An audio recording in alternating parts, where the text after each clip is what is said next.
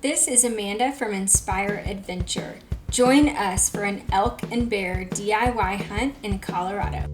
Last year, my husband and father-in-law and brother-in-law went to the same region for their first DIY and they successfully harvested an elk. I'm excited to go along with them this year for my very first elk hunt. First, we're going to share some tips on how we prepared and planned for the trip. You'll get to see videos of our hunt along the way and then what we learned and how we had to be flexible through the whole process. There were several resources that we used for research. One of the ones that we used a lot was the Colorado Hunting Atlas. You can find it on the Colorado Parks and Wildlife website. I can put the link to that website in the video description. And what I really like about this interactive GPS app is that you can put hunter preferences. There's a lot of different types of hunter preferences, but I have selected for it to show me all the field offices. And that way you can know where you can go and buy your license and ask any questions that you have prior to your hunt. You can also, let me turn off these places of interest. You can see where all of the units are. And then in addition to all the units, I also have selected for it to show me where the public hunt areas are. So the yellow and the green shades, and then also there's some purple mixed in there, are all of the areas where you have public access as a hunter. Now, what I really like about these features on this GPS is just the different selections that you can make when it comes to game species and looking at their migration patterns. So here I have selected elk, and we went in the winter months, the early winter months. And so I have all of their concentrations, their migration patterns, their population areas and ranges clicked on this map. And we were able to look at this map in combination with all of the other areas of access and units. And as we combined those, we started to narrow in regions and points of interest in areas that we might want to hunt. And we ended up settling on Grand Junction right over here in the western part of the state. And we ended up hunting up in this area in several different ranges. And that's where they hunted last year, and they were successful in getting an elk. And so that's what we're going to try again this year. 12 hours of driving from Texas to Colorado in 30 seconds. Made it to Amarillo!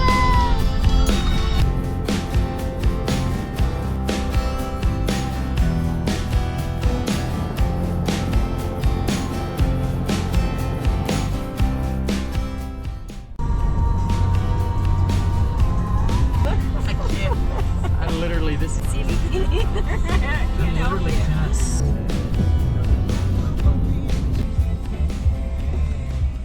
So we found an Airbnb in Walsenburg, Colorado, small town, and it's called the Lofts of Downtown. And we came in and it is awesome. I'm gonna show you around.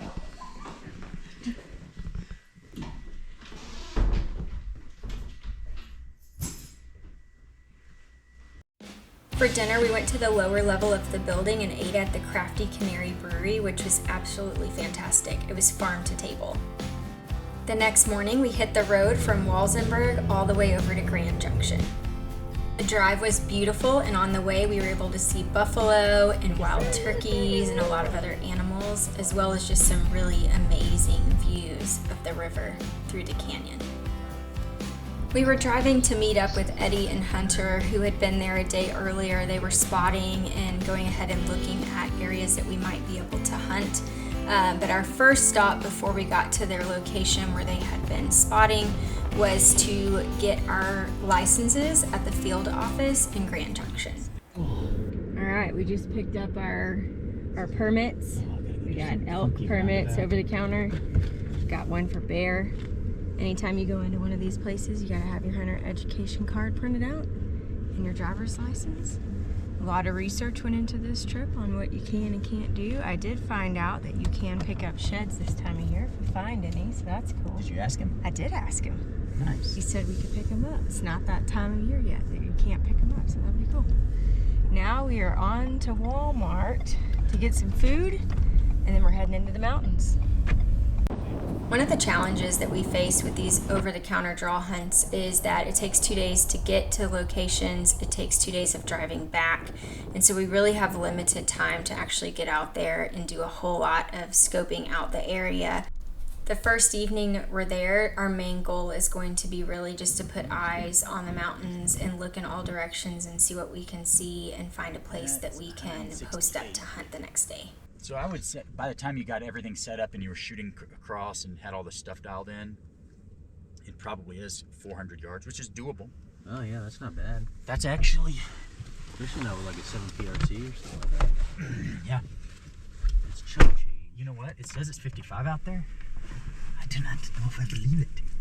All right, so basically what we're doing our first evening here, other than getting all the way back, which took several hours, we're looking at where we're seeing scat, we're looking at the deer and elk trails that are naturally forming on the other side of the mountain, and we're looking at places where we can set up on the opposite ridge face, using our rangefinder, looking at, where's the optimal spot where we can see, but if we see something, we can confidently take a shot.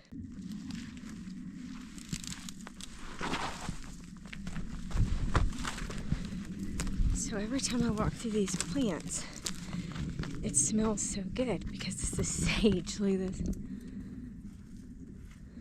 So what we're thinking is there's a path right behind us up on this ridge where we saw elk last time. And we're thinking of getting up on the other side so that we can set up a camp or a spotting area where we can see the elk crossing through that path and also see them crossing through the creek bed below. All right, so this is inside the cab of the truck. We got the deck system. We got stuff that we need stored in here. And then we got these workout mats. This is what we're gonna sleep on. I'm gonna throw down a sleeping bag. I'm gonna stick a ton of these on me to try to stay warm. And we're gonna see how this goes. Dinner of champions here. Thankfully, with our power boost, we got a generator and power source in the back of the truck, so heating up water, making some home-style chicken and rice, chicken coconut. Gourmet meal is going on over Very gourmet meal. Got our bedding and stuff set up in the back here, our clothes. Are you gonna hydrate tonight? We are gonna hydrate. These are on the go sticks. I thought I filled up all of them. I didn't fill up my one in my Our meals for the week. Alright, so we're getting ready for tomorrow. We got some of these Mountain Ops hydration packs. Goes in your water bottle. This one is peach mango. Sounds good. We got base camp. Heating up water over here.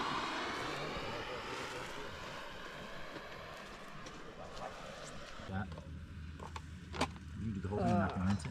No, I already rinsed it. Oh, okay. Chicken coconut curry. Once we're packed up, Amanda, we'll take our things out of the back seat. And then we'll put some of these low bins across the bottom of the back seat, and then we'll stack on top of it. That's a good idea. That way it's safe in there. And then we can put it up here. We can pull this back layer up when we're done at night. Is that recording you eat? Yeah. Okay. Why not? Why not? It's also recording your game plan. No bad. All right. The Trooper Kruger strategic planning. Which one did you get? This is chili mac beef. Ooh. This chicken coconut curry is fantastic. What brand is that one? This is Peak. Oh, Peak. That's the same ones that are around. They're pretty good. Well, good morning. We have gotten up to our spot on the mountain and we are glassing and looking if we can see any signs of elk or bear.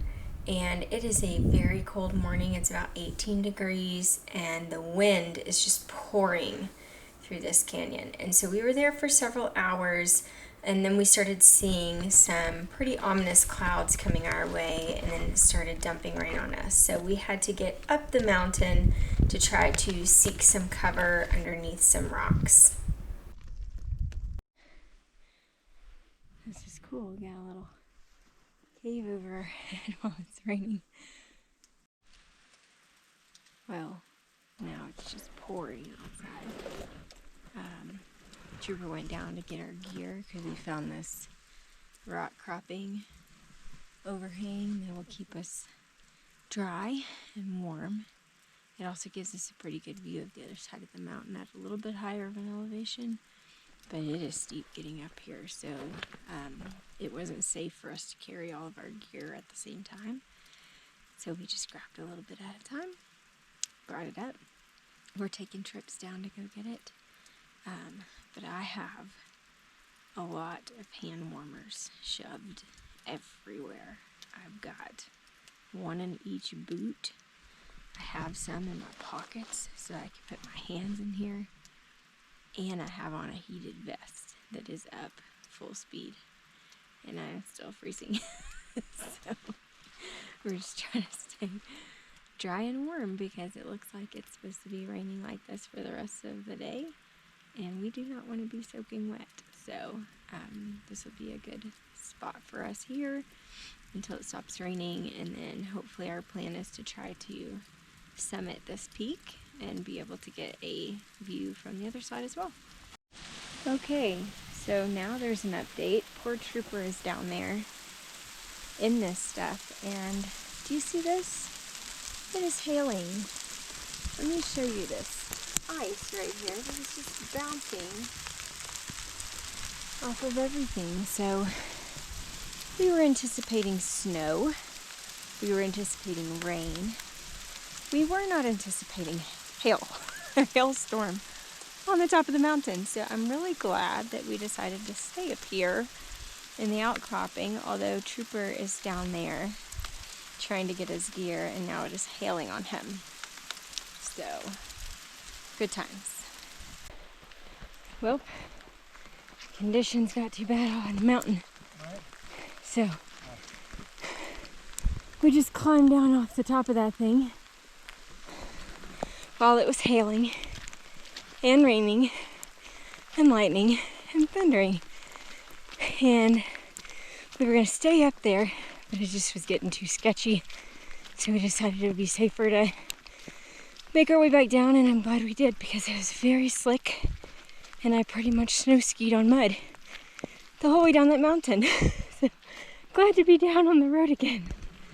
We took a drive to where we could get cell service to check the rest of the weather for the remaining couple of days just to see if we needed to change locations. It was definitely getting slick and muddy. This is how you know that you had fun driving.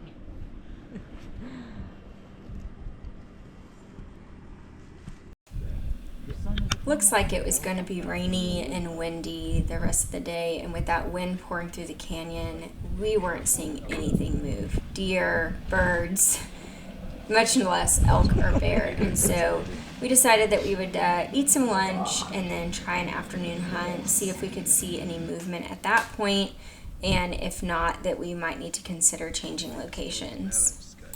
For the afternoon hunt, Canyon came with Trooper and I, and we went back to that same location we were at earlier in the morning. It's just such a great spot because you can see the entire valley and you can see a lot of different trails on the opposite ridge.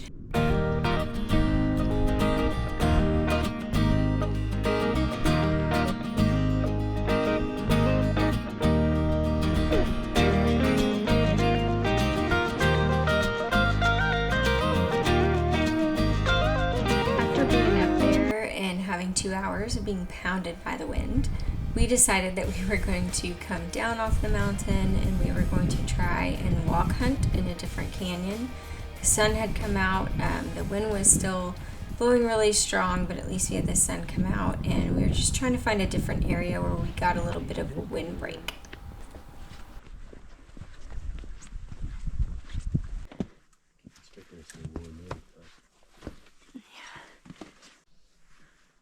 it's a long creek path.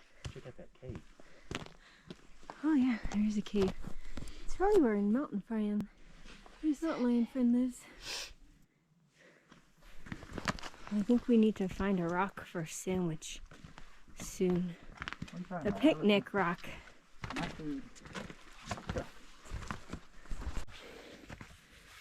some quartz. We also found a fossil that I'm determined to get out of here. We hiked several miles through this ravine. It was really fun to explore and get out of the wind a little bit. We just didn't see any animals, and so we started heading back. And on our way back, we found a really, really cool find. There was a seam of coal that was exposed to the roadside. That was very cool.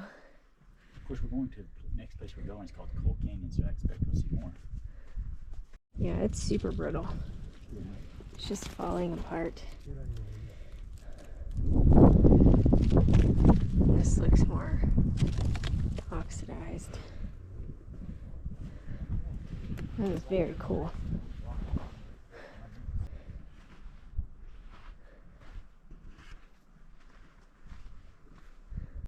That's pretty cool right there.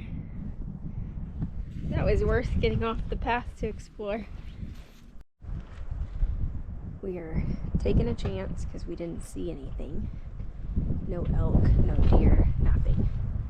And we're going to pack up, change locations, and see if we can find something.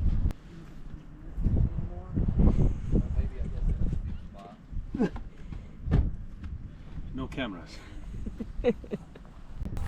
I called my cousin who lives in Colorado, and her husband was guiding an elk hunt at the time, and they actually had found a herd that was just south of Montrose in the Uncompahgre Mountains, and so we packed up and decided to chance it and try out that area. Pretty area. That's a monument. So that's Really pretty area. We have found the snow and the elk. We finally saw an elk. We've seen the elkopotamus. They exist. They do exist.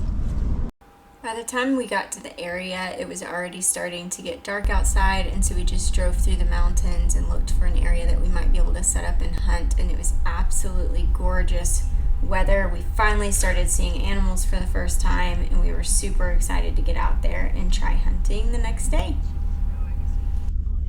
It is 6:30. It is 18 degrees. It's supposed to be like between 4 and 10 on the mountain. Should be a nice day.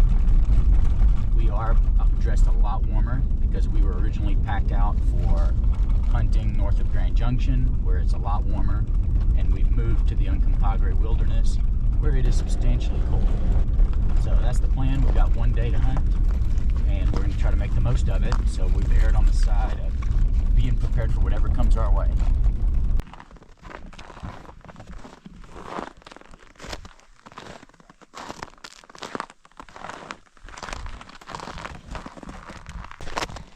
It's 7 degrees, and we're trying to debate because of the road conditions and the fact that we don't have snow chains and the fact that we're not used to hunting in 7-degree weather with this much snow. We're trying to debate if we need to head back down the mountain and find a lower elevation trail that we can hunt. We'll see what we decide. All right. We're heading back down the mountain because we are not equipped with snow chains to safely traverse this on the way back down once it becomes soupy from heating up. So, down we go. We want an elk, but we don't want to die.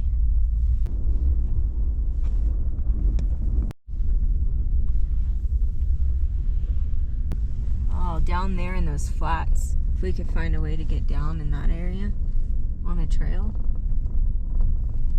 Not a bad idea. Everybody else is going up. Everybody else is going up. We know they're down low. We've seen them down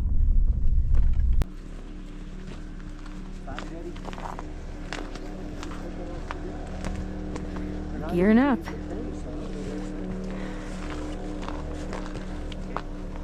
As you can see, the men are packing Horizon firearms. Very nice looking guns. Very accurate.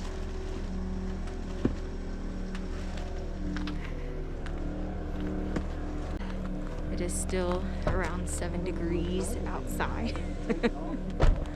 And my water line, and it froze. I don't know if you could see that.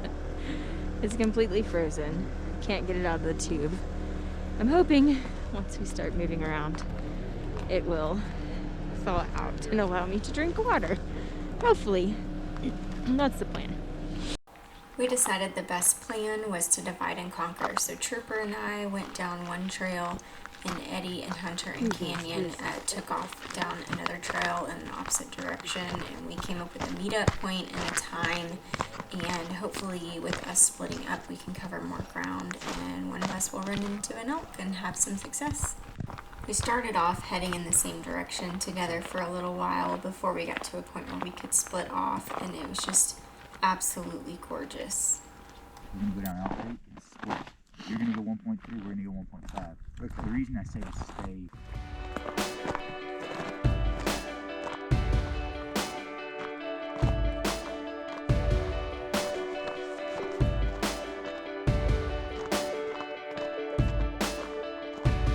When I'm feeling all alone, there's so far to go. The signs are nowhere on this road, guiding me home. When the night is closing in, it's falling on my skin. Oh God, will you come close? You light up the sky. You light up the sky and show me you are with me. It's very powdery. Whereas down below it was a lot more icy. So we're climbing up to the top of this ridge. I think we're at like 8,900 feet elevation now. It's definitely getting a little harder to breathe. And we're gonna set up at the top of this ridge. We're gonna get sunscreen on. We're gonna get sunglasses on. Probably shed a couple layers because it's hot now with this hiking. And then we're gonna glass this whole area. See if we can see any elk herds anywhere through this ravine. We got a great viewpoint of a lot of different ridges, so that's helpful. Probably between 85 and 8,600 or 8,800 for a good portion of this. It is 18 degrees, so I'm just setting up gotta update my Ford off for environmentals because I had it a little bit too warm. So, yeah. Perfect. We did spot some deer way up there on that ridge. So there are animals moving. We just need to find the elk now. So we're gonna keep walking a little bit more down the trail. So the snow is really cool. It's like crystals up here. We're gaining in elevation. It's very steep. I'm carrying the spotting scope. And every time we get to a clearing, we're stopping and we're kind of glassing.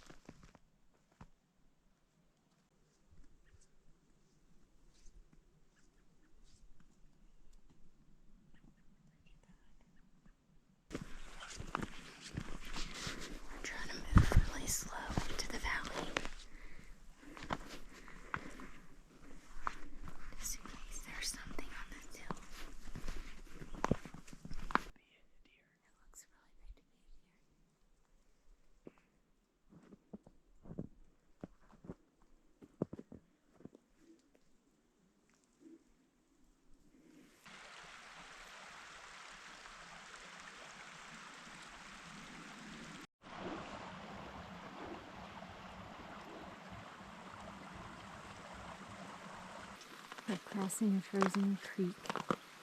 Oh, he made it. Which is definitely taking a chance.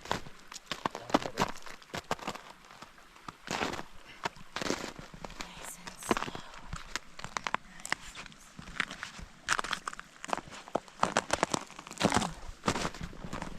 Made it. That would have been no bueno if we fell in, because our shoes are not waterproof like that. We won't be able to get very far. So we found some fresh elk tracks. I'll show them to you in just a second. And even though it's going off trail, I think we're going to follow it into the woods just to see if we can maybe sneak up on the herd. So let me show you the tracks. Very well done. And very fresh. So we're using the Onyx Hunt app. And it'll show you your exact location. It's great because it overlays it with BLM lands and National Forest land. Right now, we're in National Forest land, which is public on land. There's a lot of other hunters out here, so you kind of have to keep an eye on your surroundings and where you are. It's nice because you can drop a pin and you can mark each of your locations, and it's got all the trails. So if we get in there, we can always figure out where we are and find our way back to the main road. It's now about 12:30, and we're starting to head down the mountain. For one, because we have many miles of hiking to do, but also last night, or this last evening, we were seeing all the elk down low. We're seeing a lot of signs up here, but not any elk, so we're gonna go to a place where we can see a big portion of the valley. And we're gonna set up and we're gonna try to call. I'm starting to get a slight headache. So these are Mountain Hops electrolyte. It's a straight to mouth system. It's like shooting pixie dust or pixie sticks. But it's very sour, but it gets you the electrolytes quickly. And hopefully I can rehydrate myself because I've drank all my water now. So this should help.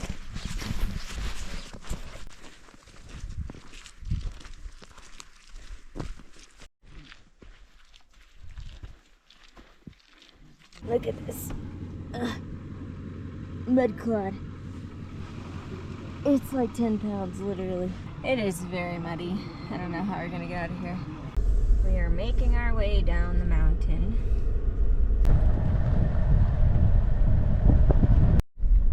There's elk out in that field, but it is private land.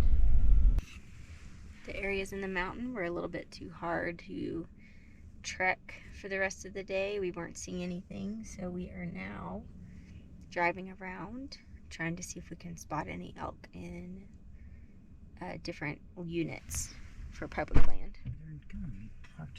While going up a mountain on a BLM road, it was the most scared I've ever been. It was really, really muddy, and the car started slipping and sliding, and there were no guardrails, and it was a very thin road, and Trooper coached me the best he could as I thought we were sliding off the mountain, but we made it safely down into the valley and off that mountain, and I am so thankful. It's a pretty area. Yes, it is. After a really long day of hunting, we headed back to the place that we were staying to bunker down for the night and just process the whole hunting experience. Tomorrow is our journey home. It was way too cold in the truck. So the last 2 nights we've slept here. It's the Chipeta Lodge. And it is beautiful. It's at the base of the mountains. And we are loading up and heading out for the day. We are loading up and heading out back home. Okay. 17-hour drive. Here we go. As we were driving home, I saw one of the craziest weather phenomenon I've ever seen, where you had little spirals and funnels coming down from the sky, but you also had hundreds of funnels spiraling up from the water. I started researching what it is that we were looking at, and it turns out that it's called a steam devil, and steam devils weren't even reported or studied until about the 1970s. A steam devil is a small, weak whirlwind that has been generated over water, and it draws in the fog or the steam that's coming up off the lake. And they usually form over lakes or oceans when there's this cold air outbreak and the water is still relatively warm. We learned several valuable lessons on this hunt. The first is to have several plans, and then the second is to be flexible and be willing to adjust and switch based on the conditions. The third valuable lesson is to know your limits. Know what gear you packed, what you have experience in, and if it's not safe, don't do it. No animal is worth endangering yourself. Last year we got an elk, and this year it's painful to walk away from a hunt that you spent so much time planning. But it's important to ask yourself the question, what determines a successful hunt? For us, it's the quality time that we got to spend together and the lessons learned so that we can refine it for next year. Until next year, Colorado. Thanks for watching and supporting our channel, Inspire Adventure. To follow along for more hunting and camping and fishing and outdoor adventures that our family goes on, just go to the click subscribe button. Now get out there with the people that you care about and inspire adventure.